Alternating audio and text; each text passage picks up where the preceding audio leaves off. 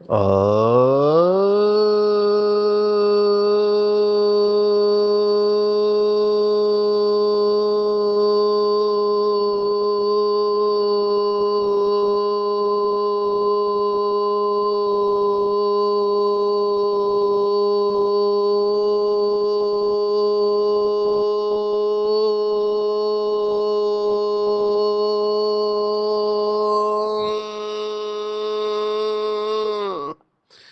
शांति। आज 18 जुलाई 2025 भारत में शुक्रवार है। Today is 18th July 2025 and it's Friday in Bharat. आज की मुरली का जादुई रहस्य स्वयं को प्रेरणा देने के लिए magical secrets of today's murli for motivating the self. लगातार बाबा की जब लहर चलती है तो बाबा उसी लहर पर बोलता है। कल की बहुत पावरफुल धारणा की मुरली थी। बहुत सारे प्रश्न पूछे हैं लोगों ने। ये सब प्रश्न रिपीट हो रहे हैं। साध मुंह का स्वाद। बाबा ने सबसे बुरी आदत बताई है उसके वश हो जाना, किसी भी कर्मेंद्रियों के वश हो जाना। अगर देखा जाए तो भगवान सर्वशक्तिवान, मुक्ति और जीवन मुक्ति दाता, लिबरेटर जिसे कहते हैं, वो संगम युग पर बच्चों को परवशपने से मुक्त कराता है, गुलामगिरी से मुक्त करा के मालिक बनाता है। ये एक पॉइंट को पकड़ के उसके गहराई में जाना चाहिए। जैसे कहते हैं बीज को पकड़ना है। बीज यही है, शास्त्रों के वचन है। संस्कृत में ऐसे कहते हैं, मन एवं मनुष्याणाम कारणम बंध मोक्षयो। ये जो मन है यही मनुष्य के बंधन और मोक्ष का कारण है। मन ही बंधन में बांधता है और मन ही मुक्ति दिलाता है। उन्होंने मन को सबसे ज्यादा पावर दी हुई है। तो मन के वश हो जाना, या जिसे कहते हैं संस्कारों के वश हो जाना, पूरा खेल संगम युग पर ये परिवर्तन का है। हमने ये बात बहुत गहराई से देखी है। बाबा उसी बात को अलग अलग तरीके से कहता रहता है, क्योंकि मनुष्य का स्वभाव है उसे वैरायटी चाहिए। एक ही बात अगर रोज कहो तो मनुष्य को शायद पसंद नहीं आए। और कुछ बाबा के बच्चे बोलते भी है कि बाबा वही बातें बार बार बोलते रहता है। तो मुझे कहते हैं वही बातें बाबा बोलता रहता है और मुझे हर दिन की मुरली नई दिखाई देती है। अभी आज की मुरली देखो, मैं कितनी बार पढ़ रहा हूँ, ऐसे लगता है एक भी शब्द मैं इसमें से छोड़ू नहीं। एक भी शब्द, एक एक शब्द कितना वैल्यूएबल है। जिसके अंदर लगन होगा वो एक शब्द को भी छोड़ेगा नहीं। लगन बहुत इंपॉर्टेंट है। एक एक शब्द, जितनी आपकी बुद्धि स्वच्छ होगी, दिव्य होगी, पवित्र होगी, पारस होगी, आपको ऐसे लगेगा कि ये बात कितनी इंपॉर्टेंट है। बाबा तो हमको सागर बना रहा है क्योंकि खुद सागर है। तो कितनी सारी पॉइंट्स एक मुरली के अंदर आती है। अभी हम मनोविज्ञान में ये कहते हैं कि इतनी सारी बातों के ऊपर एक साथ अटेंशन रखना हर एक के बस की बात नहीं होती है। इसलिए जब चार्ट बनाते हैं तो चार्ट में हम एक या दो ही बात लेते हैं। डे बाय डे मैं क्या देख रहा हूँ कि मनुष्य की एकाग्रता कम होते जा रही है। स्मरण शक्ति के ऊपर भी इफेक्ट आता जा रहा है। इसको हम टेक्निकल भाषा में कॉग्निटिव डिक्लाइन कहते हैं। अभी उम्र के हिसाब से याद नहीं रहता है, हम समझ सकते हैं। वैसे भारत में कहावत है, 60 को लगी लाठ। मराठी में कहते साठी और बुद्धि नाठी। माना भाव वही है कि 60 साल के बाद थोड़ा फंक्शन नीचे होने लगता है। अभी ये सभी में नहीं होता है, जैसे हमारी दादी जान की है। अभी हमने देखा उनकी मेमोरी तो जबरदस्त थी।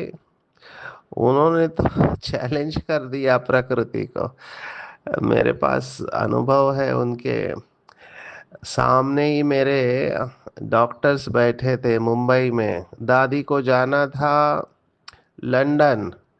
आप देखो कैसा सीन सामने आया। उनकी निमित्त ब्राह्मणी वो न्यूरोलॉजिस्ट को लेकर आए, अभी बहुत बड़े न्यूरोलॉजिस्ट है मुंबई के।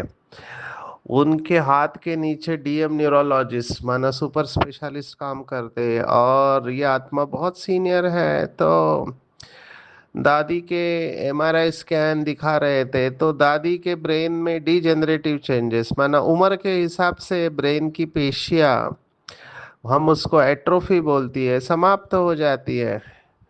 तो ऑन सेफर साइड अभी ब्राह्मणी का भी रोल रहता है कि दादी को कोई तकलीफ ना हो, क्योंकि 103 साल की उम्र में ये सब करना बहुत रिस्की हो सकता है, क्योंकि जिम्मेवारी होती है। तो वो आत्मा का भी ठीक है, डॉक्टर्स की छुट्टी लेकर जाना है। तो डॉक्टर सब डिस्कस कर रहे थे कि ये सब एट्रोफी है, डिजेनरेशन है। तो डॉक्टर कह रहे थे कि इनके तो सभी सेल्स डिजेनरेट हो चुके हैं, एट्रोफी हो चुके हैं। तो फिर ब्राह्मणी ने कहा देखो ना, फिर इस हालत में भी वो लंदन जाना चाहती है। तो डॉक्टर ने मेरे सामने ही कहा, अच्छा इस हालत में भी वो लंदन जाना चाहती है, तो जाने दो, आप कौन होते हो उसे रोकने वाले। इस हालत में तो पेशेंट बिस्तर पर रहता है, और इस हालत में वो हिम्मत रखती है कि लंदन जाए, तो जाने दो, उसको भगवान चला रहा है। ये लौकिक का न्यूरोलॉजिस्ट डॉक्टर कह रहा है। तो दादी का ये कमाल हम देख रहे थे, दादी ने प्रकृति को जीत लिया था। आत्मा इतनी पावरफुल रही होगी, ऐसे ही दादी को most stable mind in the world का अवार्ड नहीं मिला जब डेल्टा वेव्स दादी ने दिखाए। हमने ये भी देखा, अभी मैं नाम तो नहीं ले सकता हूँ क्योंकि मधुबन के क्लासेस कराने वाले भाइयों का हमने ईईजी किया, ये बात है 98 की बात है। तो अमृत वेले वो भी हमने उनको बुलाया और उनका ईईजी देखा, तो अमृत वेले 4 बजे ईईजी में भी उनके पैटर्न्स अल्फा वेव्स तक पहुंच गए थे। कुछ लोग थीटा को और डेल्टा को टच कर रहे थे, लेकिन दादी जान की जैसा पैटर्न नहीं आया। अभी हो सकता है कि इतने सालों के बाद उनकी वो अवस्था हो गई होगी, हम किसी को जज नहीं कर रहे हैं। लेकिन मुझे आश्चर्य क्या लगा कि एक सिंपल सेवाधारी आत्मा, हमने कंट्रोल सब्जेक्ट्स को भी लिया रैंडमली, क्योंकि साइंटिस्ट थोड़ा अलग तरीके से सोचते हैं। तो रैंडमली एक भाई को बुलाया जो सेवादारी है, जो क्लासेस नहीं कराता है, लेकिन उनकी अवस्था और क्लासेस करने वालों की अवस्था सेम थी ईजी के ऊपर। तो अब मुझे बाबा के महावाक्य याद आए कि जो दुनिया की नजरों में है वो बाप की नजर में नहीं, और जो बाप की नजरों में है वो दुनिया की नजर में नहीं। ये बहुत मोटिवेशनल है। हमको इससे प्रेरणा ये लेनी चाहिए कि हम अपनी अवस्था को श्रेष्ठ बना सकते हैं। ये जरूरी नहीं कि आप स्टेज पर हो। बाबा के बहुत गुप्त पुरुषार्थी बच्चे हैं, बहुत अच्छे योगी हैं, वो अपनी योग की मस्ती में मस्त रहते हैं। मैं बहुत गांव में देखा है, गांव में एक आत्मा बस वो अपने कमरे में बंद करके बाबा को याद करता रहता है, क्योंकि गांव में कौन आएगा आपको डिस्टर्ब करने के लिए। वो तो है ऐसे भी इंटीरियर में, तो जंगलों में साधना करने के बराबर है। तो ऐसे बाबा के कितने बच्चे होंगे मुझे नहीं पता, लेकिन ये तो हमने देखी हुई बात आपको सुना रहे हैं। तो बहुत ऐसे बाबा के बच्चे होने चाहिए, ऐसा मेरा अंदर का मानना है, जिनको बाबा भी मुरली में याद करता है। तो ऐसे बहुत विचित्र अनुभव बाबा के बच्चे करते होंगे। कहने का ये सब भाव ये था कि आप अगर अपने ऊपर रहम करते हैं, ये रियलाइजेशन बहुत जरूरी है। आज की मुरली में बाबा ने कहा सिर के ऊपर पापों का बोझा है। ये थॉट ही हमको श्रेष्ठ पुरुषार्थ करने के लिए मोटिवेट करता है। ये बहुत जरूरी है कि इसको रियलाइज करना। मियाँ मिट्ठू नहीं बनना चाहिए। मियाँ मिट्ठू माना, कई लोग ऐसे बोलते हैं कि हम तो हो पहुंच गए हम इतने साल से बाबा की सेवा कर रहे हैं, हमारे जैसी सेवा कोई नहीं कर सकता। ये मियाँ मिट्ठू बनना हो सकता है, क्योंकि फाइनल रिजल्ट तो बाबा देने वाला है। आज बाबा ने स्पष्ट कहा कि तकदीरवान किसे कहेंगे। दो शब्द बाबा मुरली में हमेशा कहता है, तकदीर और तदबीर। हमारा एक गीत था साकार मुरली का। आजकल तो मुरलियों में ऐसे गीत आते नहीं हैं, कभी कभार आते हैं। तकदीर जगा कर आए हूँ। क्या हमारी तकदीर पहले से ही जगी हुई है? अगर जगी हुई है तो फिर तो बहुत सरल है, आप आसानी से चले जाओगे। लेकिन तकदीर जगा कर आयु माना जगाना है मुझे अपनी तकदीर को, और तकदीर तदबीर से जगती है। तदबीर माना पुरुषार्थ, तकदीर माना भाग्य। ये हमारा डेफिनेटली भाग्य है कि हमने बाबा को पहचान लिया। गुप्त वेश में आए हुए शिव बाबा को हम बाबा के बच्चों ने पहचान लिया। Now the ball is in our court. अभी हमारे हाथ में है कि हम कितना श्रेष्ठ पुरुषार्थ करते हैं, कितना उल्टा और कितना सुल्टा काम करते हैं। ये आज के मुरली के शब्द है। सबसे बड़ी रियलाइजेशन बाबा के बच्चों को होती है वो ये है कि सिर पर पापों का बोझा है, और संगम युग का हर सेकेंड और हर संकल्प बहुत वैल्यूएबल है। पहले से ही सिर पर पापों का बोझा है तो और पाप करने का प्रश्न ही नहीं आता है। तो जिसको ये रियलाइजेशन होगी वो अमृत वेले सवेरे सवेरे उठकर बहुत प्यार से बाबा को याद करेंगे, मीठी मीठी बातें करेंगे और अपने ऊपर रहम करेंगे।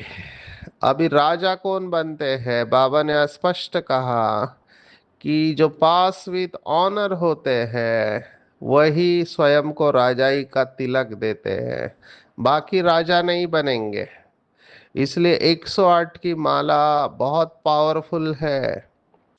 108 पास विद ऑनर हम कह सकते हैं। वैसे बाबा ने अष्टरतन को कभी पास विद ऑनर कहा हुआ है, जो बिल्कुल सजा नहीं भुगतते हैं। मुझे याद आ रहा है, बड़ी दादी का जब शरीर छूटा था तो बाबा ने मैसेज दिया था कि प्रकृति के 5 तत्व और माया दोनों सैल्यूट कर रहे हैं दादी को। तो बेसिकली उसका भाव ये है, प्रकृति जीत और माया जीत आत्मा है। ये माना तत्व भी इनको सैल्यूट कर रहे हैं। तो ये अष्टरत्नों के लक्षण है। तो हमको लक्ष्य तो ऊंचा रखना चाहिए, लेकिन उसके लिए वैसा पुरुषार्थ भी करना चाहिए। आज की अगर एक पॉइंट धारणा की ले तो मेरे हिसाब से ये रहम दिल की पॉइंट बहुत इंपॉर्टेंट है।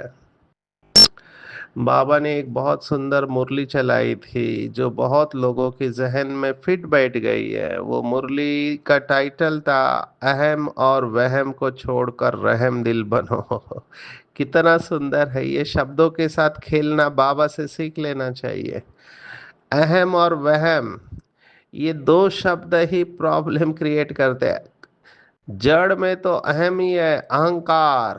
शरीर के साथ आइडेंटिफाई करते हैं कि मैं पुरुष, मैं स्त्री, मैं खूबसूरत, मैं पढ़ा लिखा, मैं अच्छा सेवादारी, अच्छा योगी वगैरह वगैरह। ये अहंकार बहुत सूक्ष्म होता है। दादी जानकी जी की बात चली थी तो मुझे याद आ रहा है कि दादी जी को पूछा जब उनको ये अवार्ड मिला मोस्ट स्टेबल माइंड, कि आपने ऐसा क्या पुरुषार्थ किया जिसके वजह से आप इस अवस्था में पहुंच गए। तो दादी जी ने यही जवाब दिया कि मुझे नशा तो था, लेकिन सूक्ष्म अहंकार, सटल ईगो की बात बाबा ने कही, उसको जीतने में काफी समय। तो देखो, दादी ने भी ये स्वीकार किया कि सूक्ष्म में अहंकार आ जाता है। ये सूक्ष्म अहंकार जीतना बहुत बड़ी बात होती है। जो कबीर कहता है, जब मैं है तो हरि नहीं, जब हरि है तो मैं नहीं। ये मैंपन बहुत सूक्ष्म होता है। समय समय पर बाबा ने इसकी तरफ हमारा ध्यान खिंचवाया है। तो जब तक ये अहम है, उसके साथ वहम भी आता है। जो अहंकारी होगा उसको ये भी वहम होगा कि मेरे जैसा दूसरा कोई नहीं। देखो, वो भक्ति मार्ग में रावण का उदाहरण देते हैं। रावण महाज्ञानी, महाप्रतापी, महाबलशाली था, शास्त्रों का ज्ञाता था, तांडव तांडव का उसने रचना किया था। अभी इतना शक्तिशाली, लेकिन क्यों हार गया? क्योंकि अहंकार की वजह से। वो कहता था एकमेव द्वितीयो न अस्ति, न भूतो न भविष्यति। ये बात एक्चुअली हम सबके लिए लागू पड़ती है कि हमारे जैसा पार्ट दूसरा कोई प्ले नहीं कर सकता।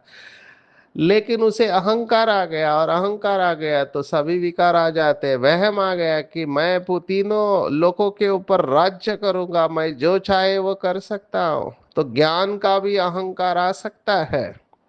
बाबा ने तो ये मुरली में बताया हुआ है कि बुद्धि का अभिमान या ज्ञान का अभिमान ये मनुष्य के पतन का कारण है। बाबा के बच्चों में भी बुद्धि का या ज्ञान का अभिमान आ सकता है। हमको बोलना ना पड़े कि हम अच्छे योगी है, ज्ञानी है। चुप हो जाना चाहिए। सबसे बड़ा विजडम है चुप हो जाना, कुछ नहीं बोलना। वो लौकिक में कहते कर्मों का आवाज होना चाहिए, शब्दों का आवाज नहीं होना चाहिए। सिद्ध करने का तो प्रश्न ही नहीं आता है। तो ये बहुत ऊंची अवस्था है, लेकिन इसका अटेंशन कभी होगा जब रहम रहम खुद के ऊपर रहम। जो लोग दूसरों को माफ नहीं कर पा रहे होते हैं, एक्चुअली वो खुद को माफ नहीं कर पा रहे होते, क्योंकि उन्होंने अपने मन में कुछ रिजिड नियम बना लिए होते हैं। कर्मों का फल सजा देनी चाहिए। तो जब वो दूसरों को माफ नहीं करते हैं, अगर गहराई में देखो, वो खुद को सजा दे रहे होते हैं। ये बहुत सूक्ष्म बात है। इसलिए मैंने कहा रहम के गहराई में जाओ। बाबा ने कितने बार मुरलियों में कहा कि बच्चे रहम दिल और दाता बनो। लोगों को इस समय बहुत जरूरत है, बहुत दुखी है, तो रहम दिल बनना चाहिए, रहम की गहराई में जाना चाहिए। मुझे ये फंडामेंटल पॉइंट लगती है। फंडामेंटल मैं कह रहा हूँ क्यों? क्योंकि शांति का सीधा कनेक्शन रहम के साथ है। हम ये जो ओम शांति कहते रहते हैं ग्रीटिंग वर्ड, उसकी जड़ में तो रहम ही है। तीन शब्द है, दया, क्षमा और शांति। जहाँ दया भाव होगा वहीं पे क्षमा भाव होगा, और वहीं पे शांति होगी। तीनों का कनेक्शन है। अगर शांति नहीं है, इसका मतलब क्षमा नहीं है। क्षमा नहीं है, इसका मतलब दया नहीं है। इसलिए दया को जड़ में रखेंगे। और किसके ऊपर रहम करना है? तो खुद के ऊपर रहम करना है। अपने ऊपर बेरहमी करना माना क्या? तो अपने ऊपर बेरहमी करना माना सवेरे सवेरे उठकर बाप को याद नहीं करना। ये बेरहमी है। बाद में पश्चाताप होगा कि इतना संगम युग का वैल्यूएबल टाइम हमने वेस्ट कर दिया। तो पुरुषार्थ करना है। तकदीर अगर बनानी है तो तदबीर करना पड़ेगा। आज बाबा ने बहुत सारे पॉइंट्स बताए हैं।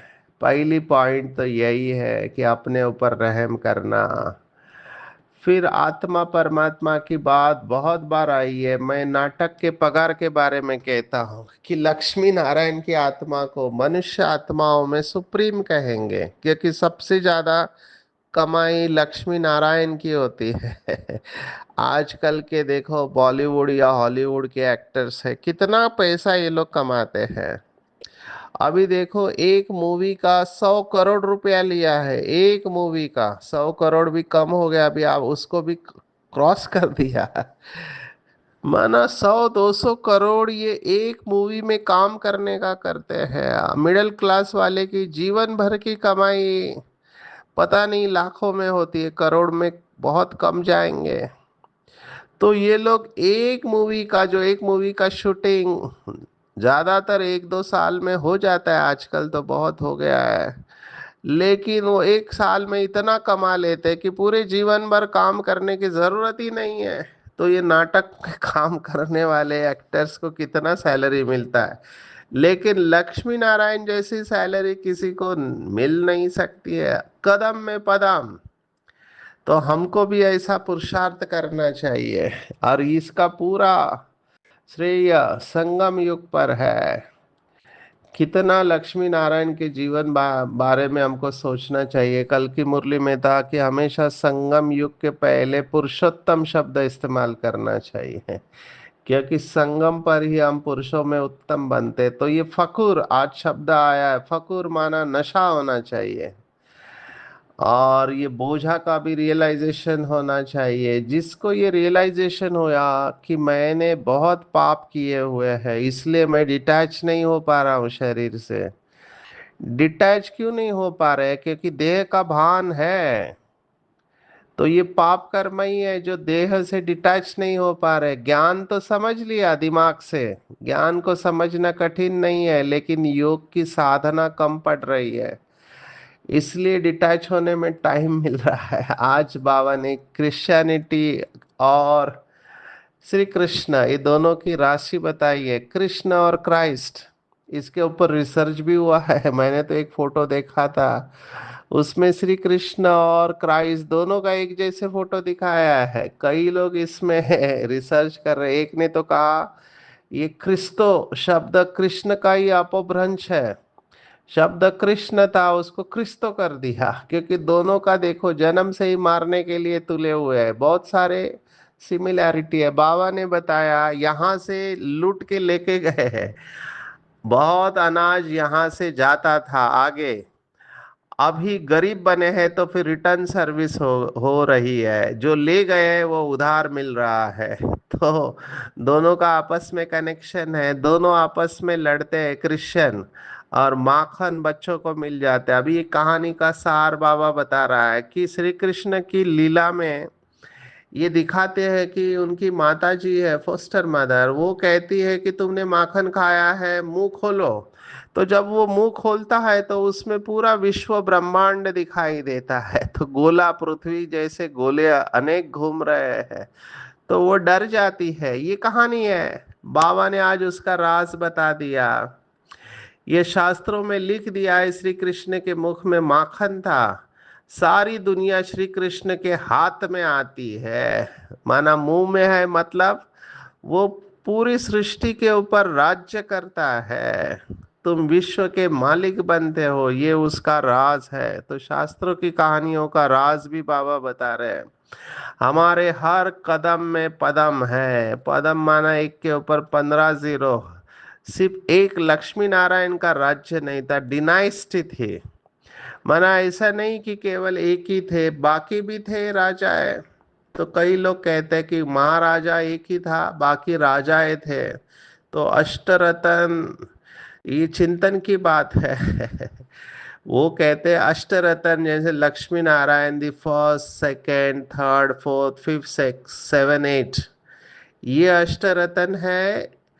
क्योंकि अगर आठवां लक्ष्मी नारायण जो होगा, तो क्या वो पहले से नहीं आएगा? तो सतयुग में 111 में भले एक व्यक्ति विश्व महाराजन की सीट पर हो, लेकिन साथ में उसके और 7 राजाएं भी भारत के ऊपर राज्य करते होंगे। ये चिंतन करना है इसके ऊपर कि 1 से 8 तक अष्टरतन है, या फिर लक्ष्मी नारायण के साथ में और भी 7 राजाएं विश्व के ऊपर राज्य कर रहे थे। हालांकि महाराजा और राजा में फर्क होता है, ये चिंतन का विषय है।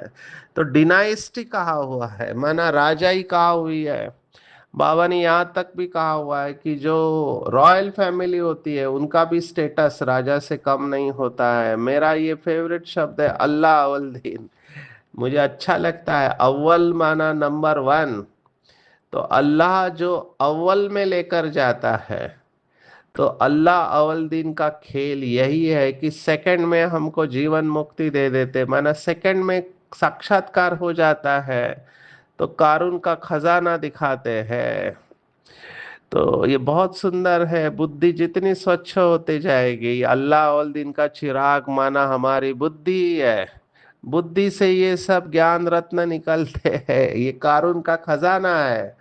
मुझे तो ये मुरली कारून का खजाना लगती है, क्योंकि मुरली की पॉइंट सुन के बुद्धि में नशा चढ़ जाता है कि मैं डबल मालिक हूँ। देखो आज बाबा ने फिर से याद दिलाया कि तुम्हारी पूजा भी डबल है और तुम डबल मालिक बनते हो। डबल पूजा माना शालिग्राम के रूप में और देवताओं के रूप में। शिव बाबा की सिंगल पूजा है, सिंगल मालिक है। तो हम बाप से भी ज्यादा भाग्यवान है, ऐसे स्वयं भगवान कह रहा है। तो नशा चढ़ जाना चाहिए। एम ऑब्जेक्ट भूलते हैं, इसलिए बाबा ने कहा बैच दिया है, लेकिन बैच को कितने लोग देखते हैं मुझे नहीं पता। मैं ये बैच लगाकर हर वक्त सेवा करता हूँ, क्योंकि बैच मुझे याद दिलाता है कि ये मेडल, मैं तो इसको बैच नहीं मेडल समझता हूँ। कुछ लोग मुझे पूछते हैं ये क्या है आपने लगाया, तो मैं बहुत फक्र से कहता हूँ ये भगवान का दिया हुआ मेडल है। I am being felicitated by God. तो ये बैच नहीं है, मेडल समझ के बहुत नशे से चलना चाहिए, इससे भी सेवा होती है। घड़ी घड़ी अभ्यास करना है, क्योंकि माया का काम है भुलाना। दुख का कारण शास्त्रों में जो बताया वो है विस्मृति। तो बाबा ने कहा माया अपोजिशन करती है तो वो खुशी उड़ जाती है। Charity begins at home. आज माँ बाप की और बच्चों की बात आई है। एक ही घर में बाप समझेगा तो बच्चा नहीं समझेगा। माँ बाप कितना भी बच्चों को कहेंगे पुरानी दुनिया से दिल नहीं लगाओ, फिर भी मानेंगे नहीं। कई लोग तो अपने बच्चों को पवित्र रहने नहीं देते, उनको कितना तंग करते हैं। वो पवित्र रहना चाहते हैं और घर में उसको कितना विरोध करते हैं। तो यहाँ लड़ना झगड़ना है। बाबा ने आज कहा, देखो क्या कहा, एक दो को काटते रहते हैं। भगवान ऊपर से क्या देख रहा है कि कलयुग में एक दो को काटते रहते हैं। कितना लड़ना झगड़ना रहता है। बच्चे माँ को, पति स्त्री को मारने में देरी नहीं करती है। बच्चा देखता है कि बाप के पास बहुत धन है, देता नहीं है, तो मारने में भी देरी नहीं करते। कैसे गंदी दुनिया है। तो ये सब हम जानते हैं कि हम ऐसे विश्वालय में हैं, हमको यहाँ से निकलना है। बाबा ने फिर निर्गुण हारे की बात कही हुई है, हम उसमें नहीं जाएंगे क्योंकि समय समाप्ति की ओर है। फूल बनना है, अनेक प्रकार के विघ्न पड़ते हैं। तो ये कल्प कल्प पड़े हुए हैं। बाबा की जैसे महिमा है, हमारी भी उतनी ही श्रेष्ठ महिमा है। आज के मुरली का वरदान है, उसके ऊपर हम आएंगे। बहुत सुंदर बात बाबा ने कही है कि जब भी किसी के संपर्क में आते हो तो मन की भावना स्नेह, सहयोग और कल्याण की होनी चाहिए। ये लोगों को फील होना चाहिए कि इस आत्मा का मेरे प्रति स्नेह, सहयोग और कल्याण की भावना है। कभी भी किसी को डिस्करेज नहीं करना चाहिए, हमेशा एनकरेज करना चाहिए। साधारण बोल होने ही नहीं चाहिए। राजा माना रॉयल। साधारण बातचीत में समय वेस्ट नहीं जाए। ऐसे हर कर्म फलदायक होंगे, स्व के प्रति चाहे दूसरों के प्रति, तभी आप प्रभावशाली बनेंगे। ये रूहानी प्रभावशाली बनने वाली आत्मा अपने रूहानियत की पावर के द्वारा बाबा के साथ लोगों को जोड़ते हैं। और ये शुभ चिंतक मनी होती है। लोगों को फील होता है कि इस आत्मा की मेरे प्रति शुभ भावना और शुभ कामना है, और इनकी किरणें पूरे विश्व को प्रभावित करती है। बाबा ने एक मुरली में कहा था, दादिया जब हेडक्वार्टर में होती है तो उनके वाइब्रेशन काम करते हैं। सोचो दादियाँ कितनी शक्तियाँ खिंचती होंगी बाबा से। अब ये केवल दादियों के लिए नहीं है, दादियों ने तो अनेक वर्ष साधना की है। हम भी बाबा के बच्चे, अगर हमारा योग अच्छा है तो हम दुनिया के किसी भी कोने में पूरे विश्व को प्रभावित कर सकते हैं। इसके ऊपर चिंतन करेंगे। शीतलता की शक्ति के ऊपर संकल्प की पॉइंट है। शीतलता की शक्ति होगी तो संकल्प की गति, बोल धैर्यवत होंगे। फास्ट होंगे तो बाबा ने कहा कंट्रोल नहीं कर पाएंगे, जैसे गाड़ी कंट्रोल के बाहर चली जाएगी तो एक्सीडेंट हो जाएगा। शीतलता की शक्ति होगी तो व्यर्थ से मुक्त होंगे। आज के पूरी मुरली में टेक होम मैं कहूंगा, रहम दिल बनो। रहम रहम रहम, दया क्षमा शांति। जो अपने ऊपर रहम करेंगे वही महसूस करेंगे सिर पर पापों का बोझा है, टाइम बहुत थोड़ा है, पूरे कल्प की कमाई है, तो अमृत वेला उठकर बाबा को बहुत प्यार से बात करेंगे। औरों को भी आप समान बनाने की सेवा करेंगे। Charity begins at home. बेहद का वैराग्य होगा। Hear no evil, see no evil. जो बाबा इतना कारुण का खजाना देते हैं तो खुशी में रहेंगे। और किसी के भी संपर्क में आते हैं, संबंध संपर्क में, तो स्नेह सहयोग और कल्याण की भावना रखेंगे। हर एक का उमंग उत्साह बढ़ाएंगे। शुभ चिंतक मणि बनकर पूरे विश्व में अपने किरणें फैलाएंगे और शीतलता की शक्ति द्वारा हर परिस्थिति में संकल्प बोल को शीतल और धैर्यवत बनाएंगे ताकि व्यर्थ संकल्प से मुक्त हो जाए। अच्छा। ओम शांति।